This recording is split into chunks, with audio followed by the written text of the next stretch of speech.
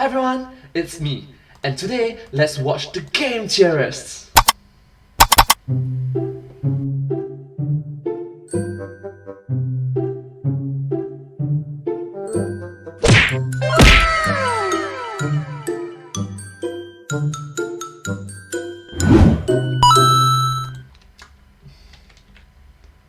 We now return to the continuing adventures We now return! of Theoryman!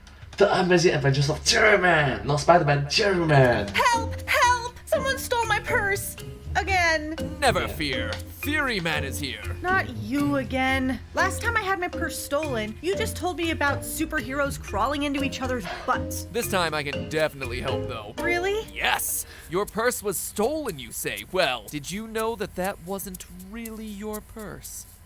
What? It was actually a What? clone created by the Jackal when he went on a secret business trip to Europe with your arch enemy. How does that make any sense? Makes sense if you read the comics! Screw the purse. I'm just getting a wallet. And thus the day was once again saved by Theoryman! Yep, you know what? Yep, definitely. It's super helpful. Definitely helpful, very helpful. Thank you so much, thank you. Thank you so much. Dun,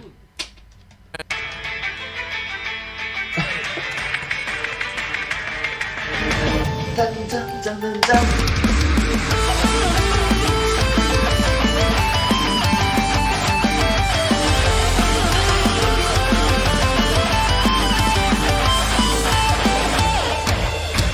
Hello, Internet! Welcome to Game Theory, Hello! the channel that uses Miles Morales but converts all our 1.1 miles Morales. measurements to meters Morales. Meter The newest Morales. generation of consoles is finally upon us, and with great console generations comes great launch title responsibility.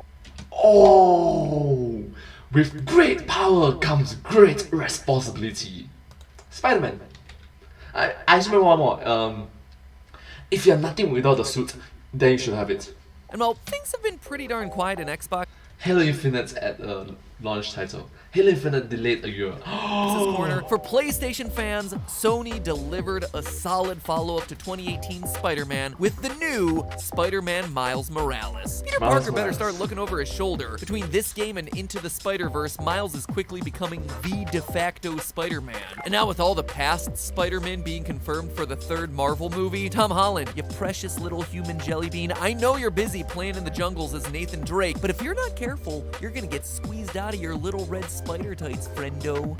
By Miles Morales. Anyway, the Miles Morales adventure, while excellent, did feel like a brief stopover. Something to fill the PS5's launch lineup. An appetizer for the bigger course that's headed down the line sooner than we think. Spider-Man 2. And we all It's a good game for PS5. know it's a coming, good as game. Insomniac Games said in a blog post responding to questions about Miles Morales, quote, "Many of you fans have wondered if Peter Parker is okay. Don't worry, we still have much of Peter's story left to tell." Now, we don't know when this game will be released. Heck, the game hasn't even been announced yet. But I need to do this theory now since I expect once it is finally announced, the big surprise is gonna be spoiled, and if I want to have a shot at being the person who called what the twist is, I need to start talking about it now. Now, so it's like, ta-da! Ta-da! I think I know who the Call big it. twist villain of the game's gonna be, and it's not who you all think. Oh, to be sure, Insomniac's been very clearly hinting at a particular villain to star in the sequel. We're gonna get into that in a minute. Spoiler alert for the original Spider-Man and Miles Morales, by the way. But here's the thing, they've Spoilers. also been setting up for another villain. One that would be an even bigger reveal, only this time, the clues have been hidden in much more subtle ways. Ways that I haven't seen anyone talking about. And so I put the pieces together for what I believe to be the big twist reveal of the second Spider-Man game. One more spoiler warning before I say it. Ready? All right. Alright, so, spoilers alert. I'm so sorry. But anyways, let's start. Well, the two games you've played so far seem to be setting up Harry Osborn to be Venom in Spider-Man 2, Venom. and they've been alluding to the return of the Green Goblin. I believe the Ooh. real big bad of the next Spider-Man outing will be pretty much the biggest baddie of all Earth 616, Dr. Doom. Oh! Ah! Ah! Oh my gosh!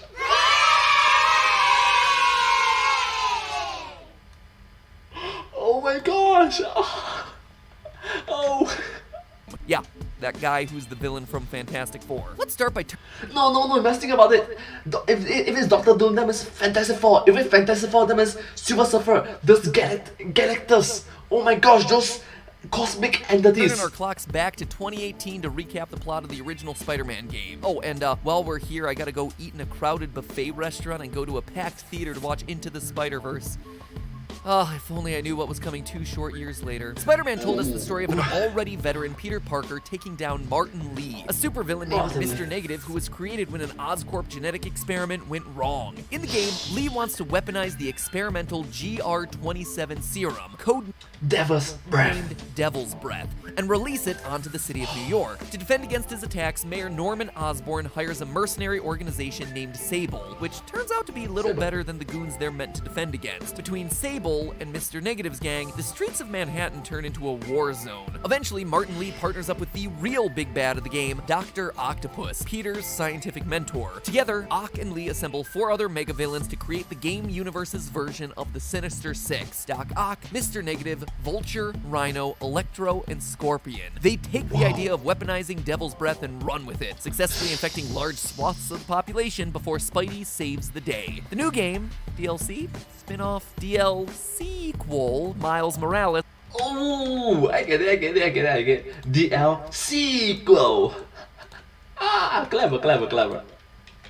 Follows a fairly similar setup. 2 villains, one with connections to our hero, go to war with each other, producing warring factions, duking it out in the streets, forcing Spider-Man to deal with the fallout. With Peter Parker out of town, our new Spider-Man must once again face down a corrupt corporate suit and a former friend, with Mr. Negative and Doc Ock being swapped out with the CEO of Roxxon Corp and the Tinkerer, who's eventually revealed to be Miles' childhood friend of Finn Mason. Okay, so across both games, we have ourselves a subplot that never gets resolved. Norman Osborn's son Harry is suffering from a rare genetic disease and is suspended in a vat of mysterious green liquid, trapped by black oily webs. Venom! Not a big surprise that this heavily implies that he's gonna show up in the next game as Venom. It's also how they choose to end the new Miles Morales story, with Norman demanding that his son come out of the treatment tube. Again, outright telling us that Harry is now free and is gonna be one of the next game's big baddies. And Harry becoming Venom isn't that far-fetched. In the Ultimate Spider-Man animated series, Harry acts as Venom for a long time before he's eventually freed from its corruption. But notice that I say one of the big bads. As we just saw in the game recaps, each of these games have had at least 2 main focal villains. Also consider this, the Sinister Six is a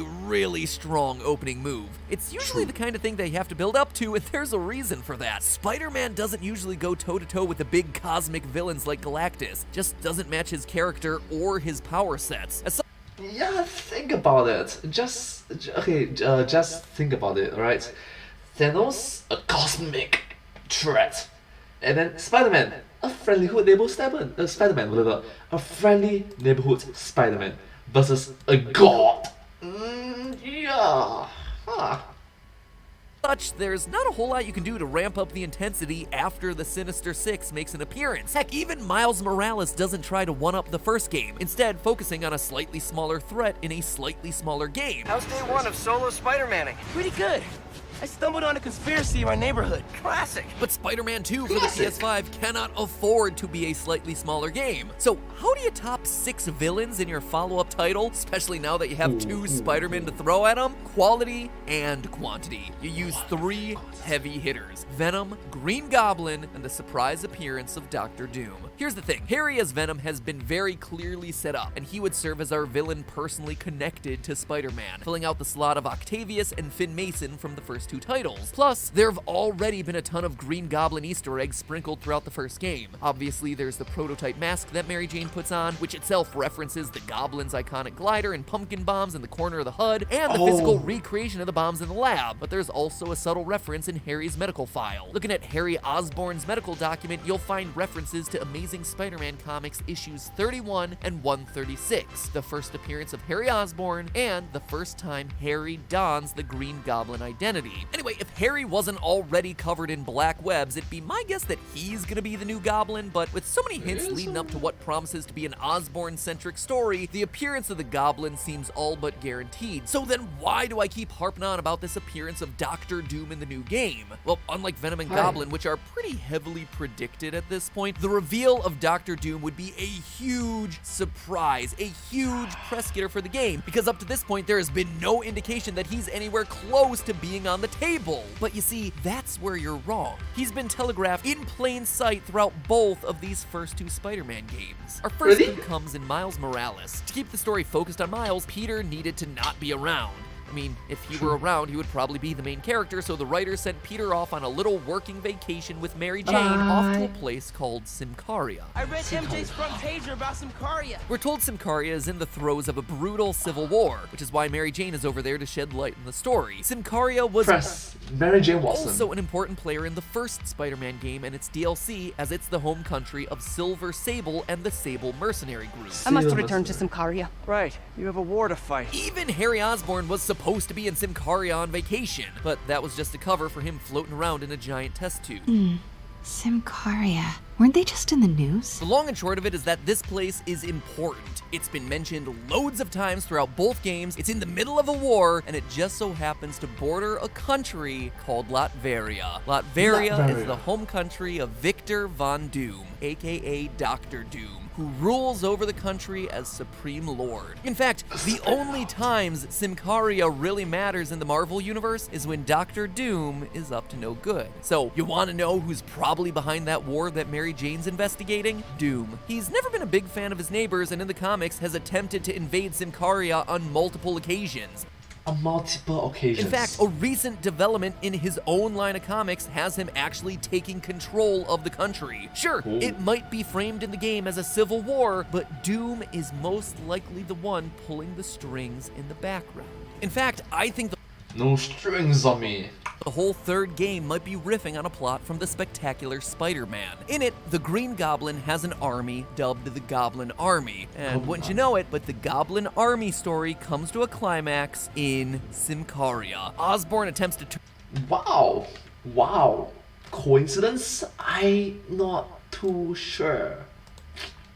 turn the entire population of the country into goblins using an aerosolized version of the Goblin Serum. Wow, it sounds incredibly familiar. Just like with Devil's Breath in the first game, it's Osborn developing a genetic serum that goes awry and then is spread in the air to infect the populace. Except where Devil's Breath would just kill its victims, the Goblin Serum turns its victims into homicidal superhumans. That's exactly the kind of third act escalation that would be perfect for an open world Spider-Man game. After you've gotten really good at beating up street thugs and super soldiers, the game ramps up the difficulty by making all of them goblin soldiers fighting for Symkaria. I mean, we're told Devil's Breath was created in an attempt to cure Harry's rare genetic disease, and by the end of Miles Morales, Norman is still desperately pushing forward with a cure. It's not hard to assume that Oscorp continued research and eventually came up with the Goblin Serum. Now, I know Spider-Man traditionally takes place in New York, but a new map would go a huge way to making the next game feel like a true sequel, and also avoid some of the criticism that Miles Morales has endured. The problem is that there aren't many places on Earth that are ideal for Spider-Man. New York is famous for its forest disguise. High-rise buildings. If there's no high-rise buildings, it's quite hard for Spider-Man to be Spider-Man. And there are maybe a handful of other cities. Singapore! Yeah! Yeah! Me! I'm from Singapore, yeah! Where it'd be really fun to swing around. I mean, as much as I'd love for Spidey's next video game to be set in Tokyo and be an adaptation of the 1980s Japanese Spider-Man, it seems unlikely that we'd be suiting up as an emissary from heck. Spiderman! So what if the developers had completely free reign to, make up a city? One that's perfect for swinging around. A fictional Once city. again, Symkaria provides. With only a few loosely defined cities, Symkaria offers level designers complete control over what they want. Plus, Peter's already spent an entire game in Symkaria. He's learned some of the language. And good luck learning some Symkarian.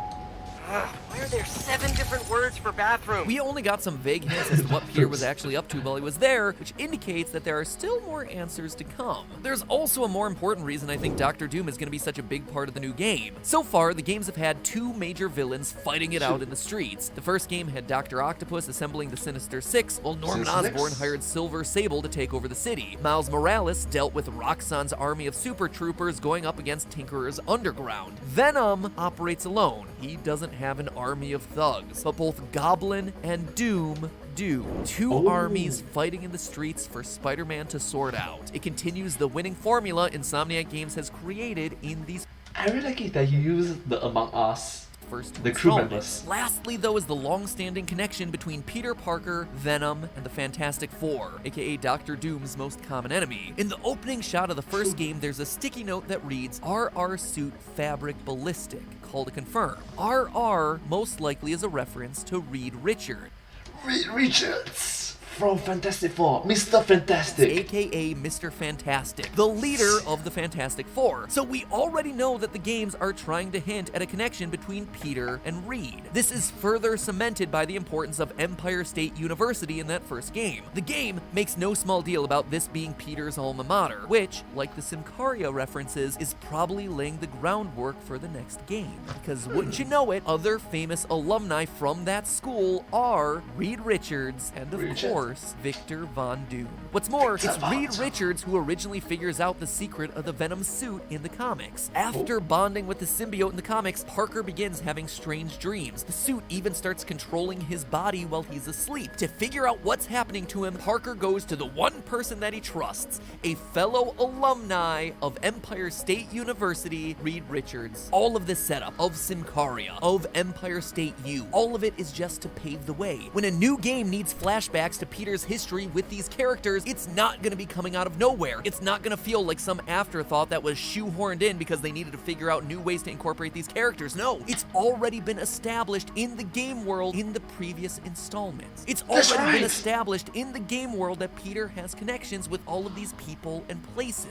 So it seems like we have all the pieces in place. A need for a change of scenery and one-upping the bad guy quotient mixed with 2 games worth of hints and a legacy of comic book action. All of it strongly hints that Doctor Doom is going to be heavily involved in the next game. And I'm going to go one step further today and try to predict a part of the plot. When Doctor Doom attempts to invade Symkaria, Silver Sable will call on her old friend from the first game, Norman Osborn, and Spider-Man. Osborn says that he can help her, but only if she lets him use Sable mercenaries as guinea pigs for his Goblin army. Spider-Man gets pulled into the mess because, well, he's Spider-Man. Spidey then has to fight off the forces of Doctor Doom to keep Symkaria from being invaded, while fighting the Goblin army to keep Symkaria from being infected. And Venom is there too, maybe starting as a hero and turning bad, or just as an evil menace lurking in the shadows, whatever. All this will lead to what Marvel True, maybe just an evil menace over there. hope to establish with their failed Avengers game, a Marvel video game universe. While Spider-Man has always taken place in a bigger universe, this would be the first real step into crossover territory, and it would be a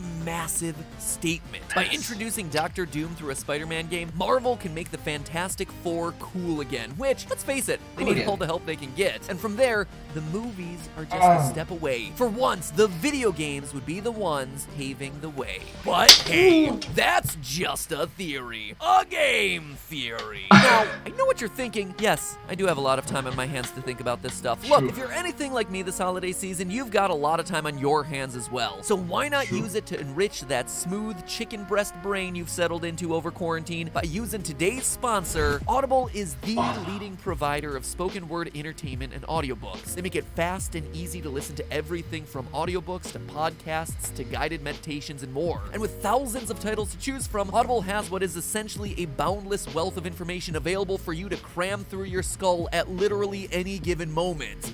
Cram through a skull, that means your If your brain. listening habits are a bit less violent, Audible is there for you too. Recently, in order to gear up for the holiday season, I've actually been revisiting some of the old classics with Ollie. I'm talking How the Grinch Stole Christmas, The Mitten, The Night Before Christmas, Herschel and the Hanukkah Goblins. That's right, if you know it, you know it. And honestly, as much as this is for Ollie, it's just as much for me and Steph too. I mean, there really is nothing like having our favorite childhood stories read aloud to us while we're decorating the tree. Maybe throw a little hot cocoa in there too if you're feeling crazy. It's just a nice way to take in a little extra holiday cheer. And let's face it, this year is especially one where we could all use a bit more of that. Speaking of that holiday cheer, now is the best time to try Audible Plus with their new holiday offer. For only $4.95 a month for the first 6 months, you can get full access to the Plus catalog, filled with thousands of titles across different formats, from audiobooks to popular and exclusive podcasts and more. You can download or stream without limit too. I'm talking offline, anytime, anywhere. It's actually been a really nice thing for me to just sit down and close my eyes and listen to audiobooks without screens or anything. It's been a really nice way to just calm down and reset at the end of this crazy year. So get started today by going to audible.com/matpat. That's audible.com/matpat. Links down in the description, or you can just text MatPat to 500-500. So thanks again to Audible for sponsoring this episode, and as always, folks, remember, it's just a theory. A game theory.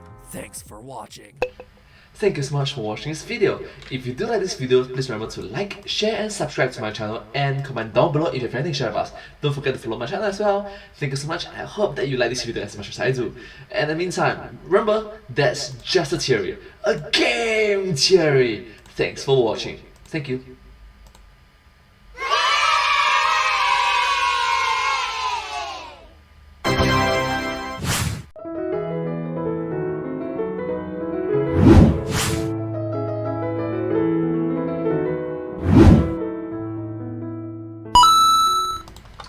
Thank you so much for watching this video. This video came out from the YouTube channel The Game Theorists back in the year 2020, which is 1 year ago. If you do like this video, please remember to watch more of their videos and show support for them. Their videos are very interesting to watch and very knowledgeable.